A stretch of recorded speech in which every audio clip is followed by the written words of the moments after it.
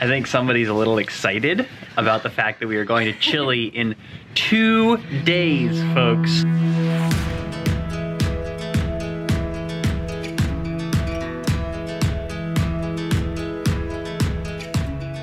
We are going to Chile for our first race of the year, which is Andes Pacifico. And we've actually raced this race three years ago, 2016, and just loved it. Like, amazing food, awesome people, awesome trails. It's all blind racing and just like crazy technical, and there's all these fun ones that like trails that we have very fond memories of. So we're going down to Chile to race our bicycles, but we're actually going a couple weeks early so that we can hang out in Nevadas de Chillán, which is another place that we have spent some time, and train, because as you know, it's been a little snowy and cold here and not exactly the perfect training weather. So we're gonna go down there, we're gonna hang out in Nevadas de Chillán, ride our bikes, get used to heat and warmth again, and get ready for Andes Pacifico. Like a murder scene. What bad thing has happened? A terrible thing. A terrible thing? Not terrible, but it looks like. Tell me the terrible thing. Go see for yourself.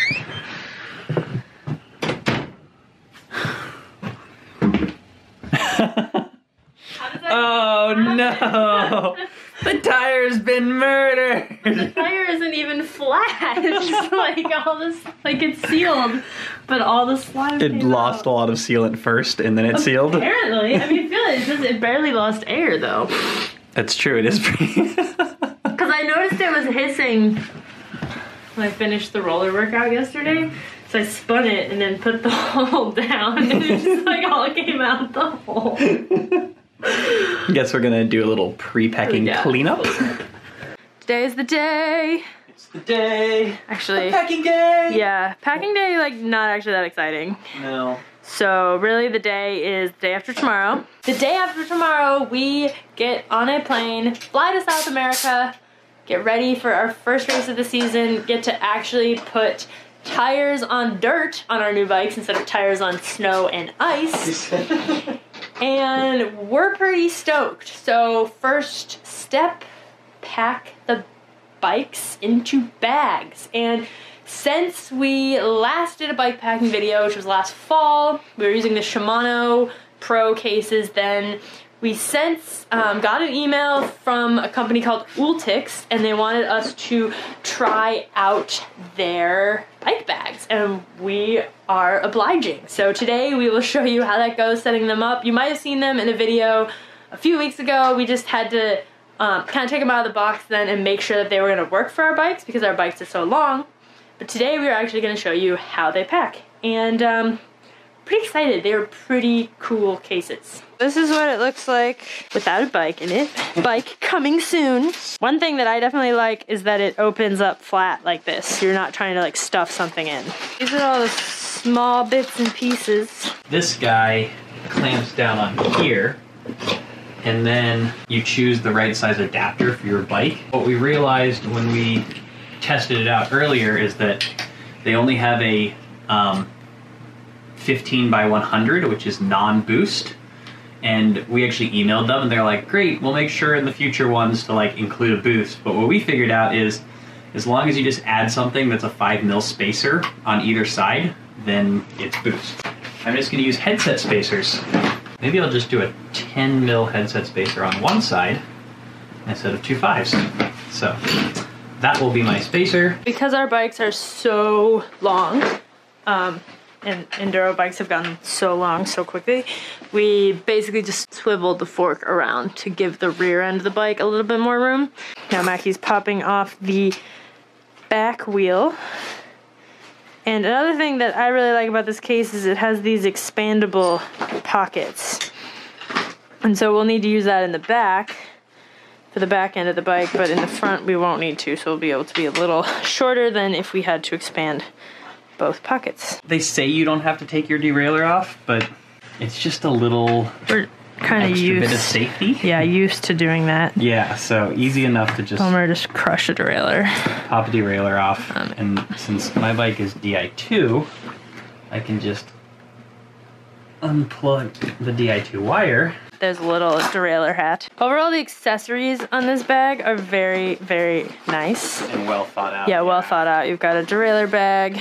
You've got a chain ring cover.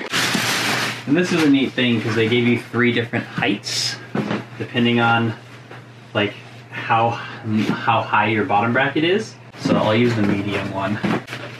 Then you strap it down.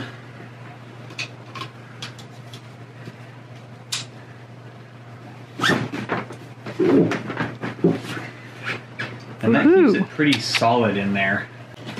Expanded the little expandy. And then I guess I should probably put my seat post down. Well, Seat post down. And then this goes over there. And that just fits nicely in here. this is a really neat, well thought out little design aspect. Good utilization of space. And since it sits right up there, it doesn't touch anything. Yeah, Which I really I like that a lot. Handlebars off. And then you strap this guy onto your bike like this. And the handlebars attach oh so nicely like this.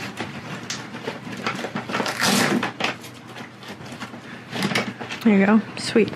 Another trick we have learned from doing this many times with different bags is if you're taking your handlebars off via the stem, you want to put some spacers in there. I try to use different types of spacers for the ones that don't go on my bicycle. So this bottom one is a carbon one that I know is mine. All these middle ones, which is metal, and then one big carbon one, are not mine, and then these go on top. Because otherwise it's hard to remember which ones go where. Whoa. Good work. Meant to do that. And then you tighten that down, and that ensures that the headset doesn't, or the fork doesn't move up and down. Here we have our rotors. We always take our rotors off because it sucks getting somewhere and having bent rotors. Mackie's getting his full face in there too. The Victoria Airliner helmet bag. And then the only thing we have left to do is stick those wheels in. So we couldn't fit the second wheel set in the wheel pockets. One thing that's also cool that I haven't showed you guys is these protectors. Which they also make a inflatable pad that you can put in there. Pretty like serious protection. Sticks, it's yeah. pretty cool. But I'm sort of thinking maybe I'll do the wheels in this part. Yeah, I don't see why not. In the world of Syd and Macky, you don't have pockets just for protecting your bike. Put things in the pockets. Mackie's doing the final zip up. We weighed it with the little teeny scale that comes with this pack, and it was 65 pounds. We're gonna double check and just see how accurate that even is. With the spare wheels, put my shoes in there, we're up to 70.2, 70 being the limit. We figured we'd share some of our first impressions from using this bag. Obviously you guys will get to see it, travel all over the world, so you can come to your own conclusions. Start with the cons. It's a really expensive bag. It probably doesn't make sense for most people who are on a budget. That said, I do think you get what you pay for. It is very well built, way better protection than any other bag that I think is on the market right now, especially because you can double down with that inflatable pad and the bars in the side and really have some really good protection for your bike. So if that's like the most important thing, then this bag makes a lot of sense. Always tell people like you can just travel with your bike in a cardboard box. Like the price of buying a bike bag should never keep you from traveling and going on an adventure with your bike. I'd say the other con, which sort of comes around with the same thing, is it is heavier than the Shimano bag that we were using. And because we tend to maximize the amount that we can put in our, we tend to overpack, is what I'm trying to say. Mackie's giving me a look. We overpack. We bring spare wheels, we bring spare tires, yada yada. I was a little worried with this pack that I wouldn't be able to get in what I needed. Right now my bike weighs 70.2 pounds, or not the bike, thank goodness, but the bag, and that includes the bag, the bike, which you guys know our bikes are not ultralight, 2 helmets, shoes, and a pack, and pedals. Extra wheels. And an extra set of wheels. So that's actually really good. That turned out a little better than I thought it was going to. With the Shimano bag, we maybe could have gotten a few tires in there too, but not that different. The reason this bag is heavy is because it is so well built. Like, the wheels are definitely somewhat more sustainable than previous bags we've used. It comes with all its own padding, so instead of just using like light foam, you know, they have really nicely built pads for the derailleur and the frame. That's sort of, I would say, the biggest pro to this case is that the protection it offers for your bike is really impressive. And every little detail is kind of thought through. Like, that helmet pocket makes a lot of sense, like keeps your helmet from getting squished, and there are lots of other little pockets, and it's got, you know, a built-in scale and a TSA lock, and it even comes with a tracker thing. Nut Find 3. I think they're like within Bluetooth range. They'll tell you if your bag leaves your vicinity, which is kind of useful if you're like sitting, you know, outside the airport and like not really paying attention. Someone tries to walk off with your bag, an alarm will go off on your phone, so then you can turn around and chase them down. It also is kind of neat because then if it gets lost, you mark it as lost, and then any phone that has this app on it, if it gets within range of your bag, it'll connect to it and like alert you where that was. Another pro, I think, is the mobility and how it rolls. You don't have to like carry one side and drag it, and it also rolls in a straight line, unlike previous bags that we've used. I think they're also stable enough when they roll that you could put like a backpack or a suitcase on top of them and roll the whole thing, which would be huge, because we usually are like going through you're going through customs and you're jet lagged and you're like having to like leapfrog all your stuff because you can't carry it all at once. Like I said, we overpack. Really, like, the whole bike bag is really nicely built, and we're excited to test it out and sort of like see what it's like to use in a real life setting. It's basically like the Tesla of bike bags.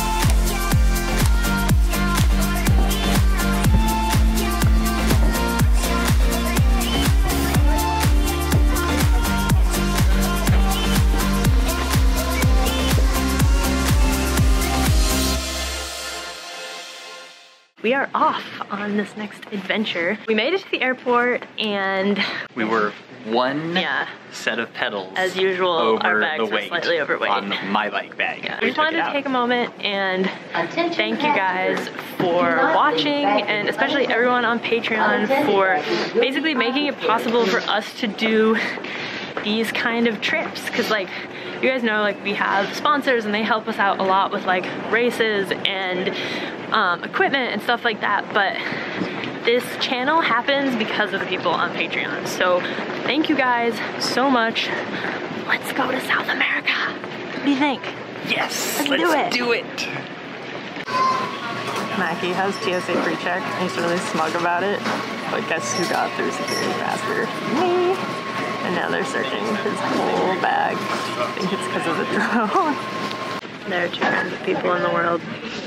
Two kinds? Yeah, well, lots of kinds, but one kind that stands in line before they even start boarding the airplane. Yeah. And then there's the other kind who strategically wait until at least some of the line has died down. Some of the line has died. You can guess which kind we are. I feel like there's actually a third kind. Yeah, that waits and the third even kind longer. is the kind that waits until they call your name on the that intercom. was Mackie when I met him, but that was going Sid too couldn't far do for it. me. She stressed her out too much, so Yeah. I have adapted. That's love, guys. Actually, what Mackie really did is he would wait till they call his name and then say, hold on, I gotta go to the bathroom, and like run away for 20 minutes. That's That's not true. Not true. I would wait until pretty much everybody got on the plane, and then I would go to the bathroom, and then Syd would be stressed because they'd be calling my name. Excuses. Alright, we're getting there. So, because we can't resist, like, the chance to miss our flight at the very last second, I just, like, lost his passport. We needed to get on the plane for some weird reason, and he couldn't find it because he put it in some other bucket. It was in my backpack. And they're just like, lost it in hello, my backpack. are you gonna get on the plane? I just like to give Syd a little like excitement before she gets on an airplane.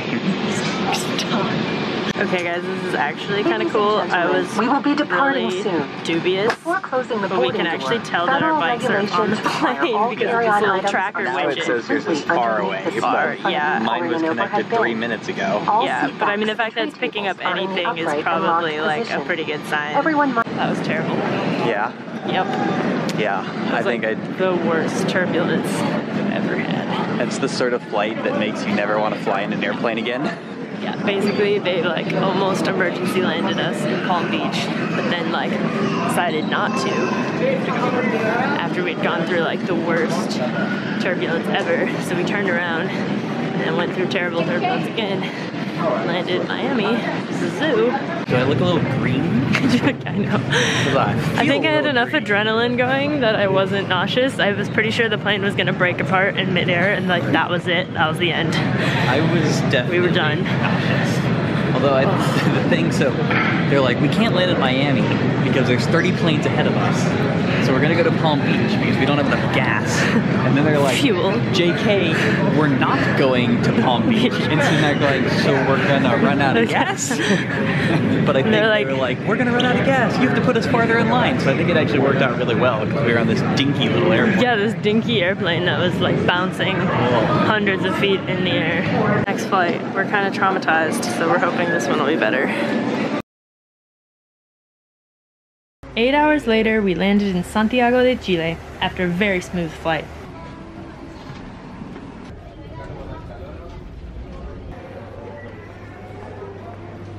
Even getting through customs was pretty straightforward. 1 bag down, 5 to go.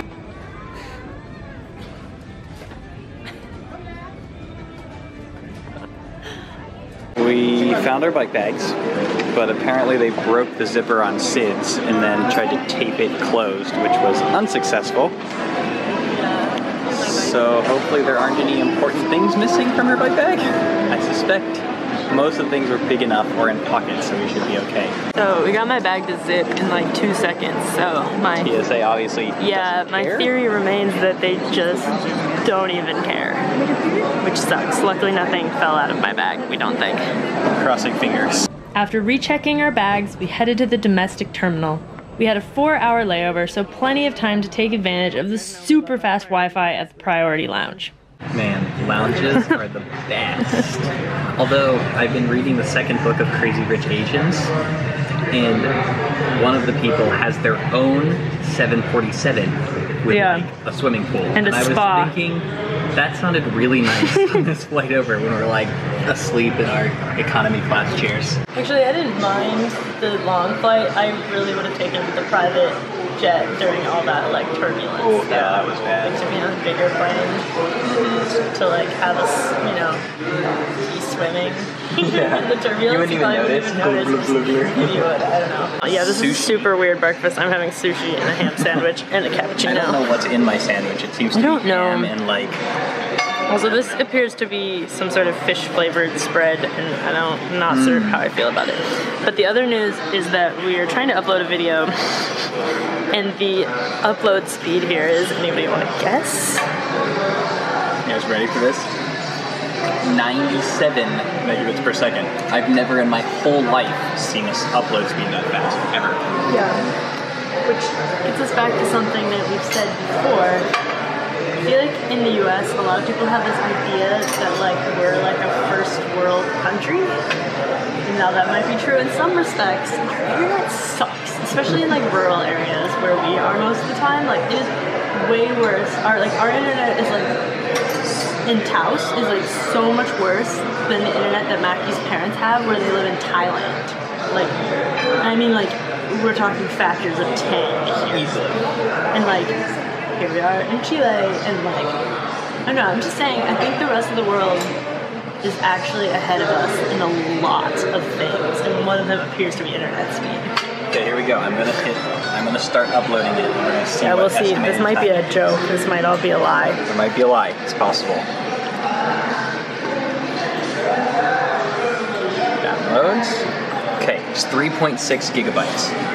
We got to give it a second to start. About 10, 9, 8. You're kidding. 8 minutes remaining. You're kidding. 7 minutes remaining. We have literally spent 12 hours in Taos trying to upload. 24 hours. 24 hours trying to upload a video of this size. And we're in the 7 airport minutes. in Chile, and we're going to do it in 7 minutes. Take that, US. Yeah, I don't know what the definition of civilization is, but this might be it. So far, we have gone Columbus to Miami, which was the terrible flight. Miami to Santiago, which was just a long flight but was easy. And now we are hanging out in the Santiago domestic terminal waiting to fly to Concepcion.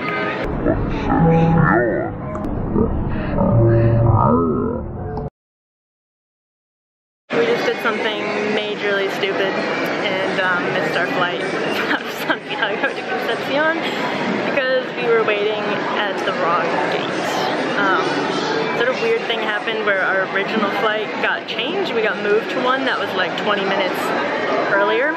And like they did that when they did our original booking. Like they changed the flight in Columbus when we got on the plane, but we just didn't notice. So we were going based on the Google Flights thing. We never looked at the ticket, which was stupid and completely our fault. So we realized our mistake and we went over and like watched the plane that we were supposed to be on taxi out of. Yeah, so that sucks. Luckily there seem to be a lot of flights to Concepcion. Hopefully we'll still get there today, but it's probably gonna be expensive. So, and I don't know where our bikes are, probably on that plane that just pulled out. Macky's waiting in line. I'm guarding all of our stuff. I don't know what they're gonna do to us. Torture Strand in Santiago forever.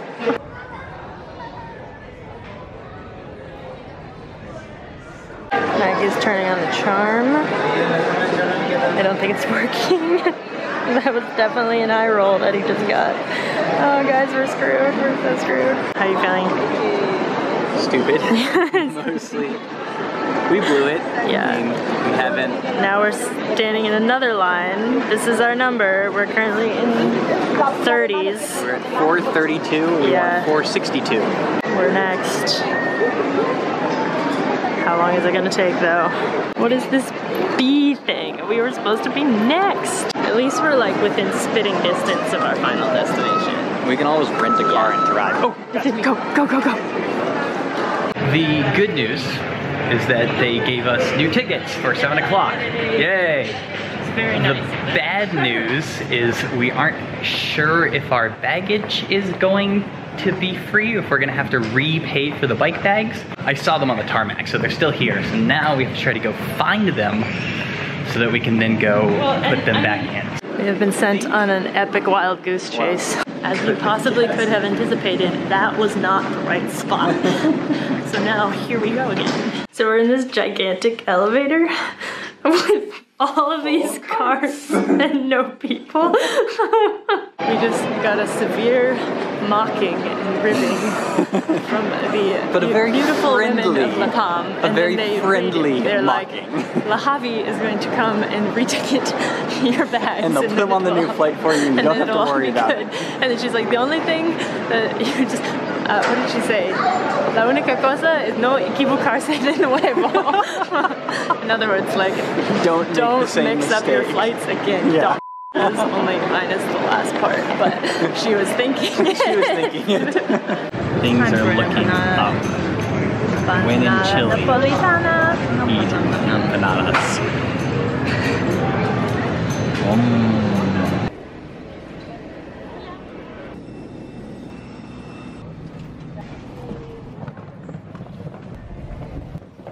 So I'm waiting out here with our bags. It's 8:40 p.m. and still really bright. Just waiting to see what kind of car Mackie shows up in. I'm hoping it's that red pickup truck, but I don't think it is. It is a red truck. I'm so excited. It wasn't the red truck that I saw earlier, but it is a red truck. Guys, we're gonna be styling on this trip. And we have a backup paper. What did we rent? Thank you guys for hanging in there. Thanks for our Patreon crew. We had a really good time posting lens updates, which is like the stories version, on Patreon throughout this whole debacle, and it was good to get some good support from crew on Patreon. So if you want us like real time, like, oh my god, this is happening, we're freaking out, updates, that's on Patreon. In the meantime, give us a subscribe and check back in next week, because next week we're going to be showing you guys where we've landed in Chile, which is one of our favorite places to ride and train and just sort of be in general, and we're really excited to show you guys this area. So yeah, make sure you subscribe so you're ready for that. Wow, it's a whole field of penises. What? Whose artwork was this? It was a terrible idea.